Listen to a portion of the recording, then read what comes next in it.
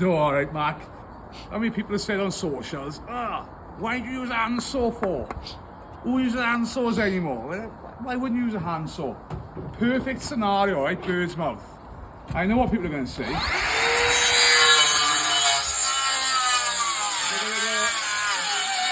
They're going to go, I would use a jigsaw.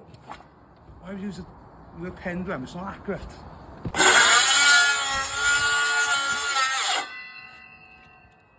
Just like that, look.